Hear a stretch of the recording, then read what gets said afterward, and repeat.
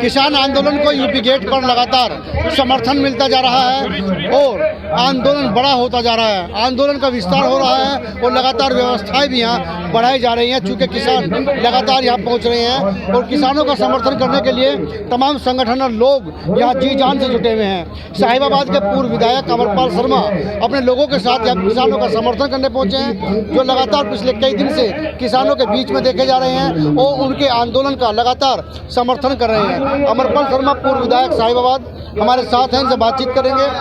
जी sir, किस तरह किसानों का समर्थन और जायज़ मांग को लेकर ये लोग बैठे हैं?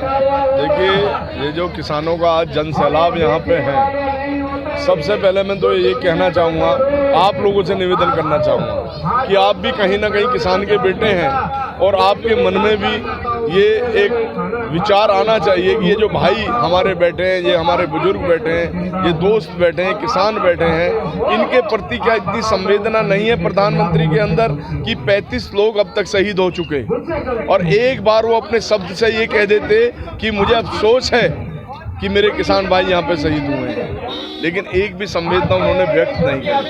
हम किसान के बेटे हैं, हम खुद किसान हैं और ये हम जानते हैं अच्छी तरीके से, जिस तरीके से बिल आए हैं, ये जो बिल हैं जिनका मोदी जी, प्रधानमंत्री जी आज कल अपने भाषण में कह रहे थे कि जो एग्रीमेंट होता है वो फसल का होता है या ज़मीन का होता है। मैं ये कहना चाहूँगा कि माननीय प्रधानमंत्री जी, जब किसान एग्रीमेंट करेगा तो गारंटी में क्या देगा? वो गारंटी में तो ज़मीन ही देगा ना अपनी, और जब उसकी फसल फेल हो जाएगी तो ज़मीन अपने आप चली जाएगी। वो कह रहे हैं कि नहीं, फसल का एग्रीमेंट होगा। ऐसे कैसे हो जाएगा?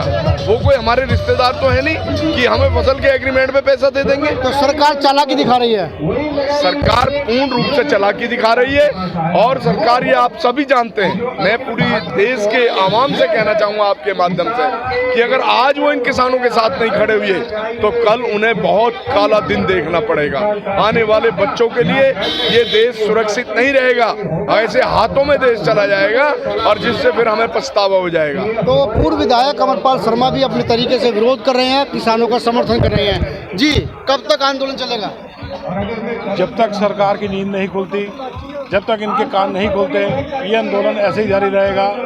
NH-24 गाजीपुर पे आज जितने किसान भाई आए हैं उनकी सेवा के लिए हम खालसा हेल्प इंटरनेशनल उतरे हुए हैं और रेगुलर इनकी सेवा में जो इनकी तकलीफ़ें दिखते हैं उसको देखते हुए, उनका समाधान करते हुए इनकी किसान भाइयों की सेवा में लगे हुए हैं। जब तक किसानों का समर्थन लगातार लोग कर रहे हैं और यही वजह है किसानों का आंदोलन हर दिन मजबूताई पकड़ता जा रहा है, बड़ा होता जा रहा है और कहीं ना कहीं सरकार के लिए ये तमाम चीज़ें सिरदर्दी बनी हुई हैं।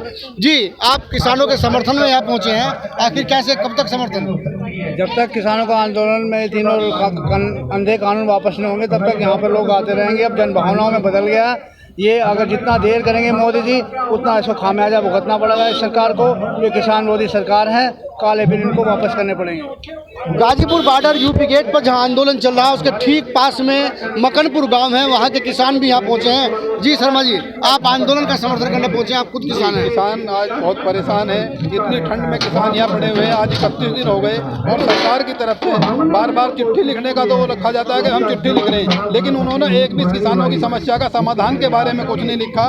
मोदी जी कल कह रहे हैं कि बिल ठीक है और अपने पार्टी कार्यकर्ताओं को हम बिठा के किसान बना रहे हैं और जो यहाँ किसान ठंड में पड़े हैं उनकी कोई बात नहीं सुन रहा है। असली किसान यहाँ सड़क पर बैठे हुए हैं और पार्टी कार्यकर्ताओं को संबोधित करके किसानों को दो फाड़ करने का प्रयास किया जा रहा है। तो किसानों का आरोप है कि असली किसान यूपी बॉर्डर पर बैठे हैं और जो अन्य लोग हैं उनसे सरकार बात कर रही है। सरकार पर वादा खिलाफी का आरोप लग रहा है, सरकार सुनने के लिए तैयार नहीं है, तो किसान भी पीछे हटने को तैयार नहीं होगा। आगे आंदोलन की तस्वीर क्या होगी कुछ दिन में साफ हो जाएगा। Karamveer Kashyap, total news, Ghaziabad.